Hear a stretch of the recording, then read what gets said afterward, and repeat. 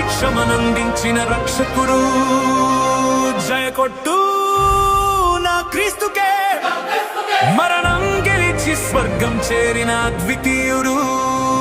జయ కొట్టు నా యేసన్నకే, భూమి నుండి స్వర్గానికి చేర్చే మార్గమితడు.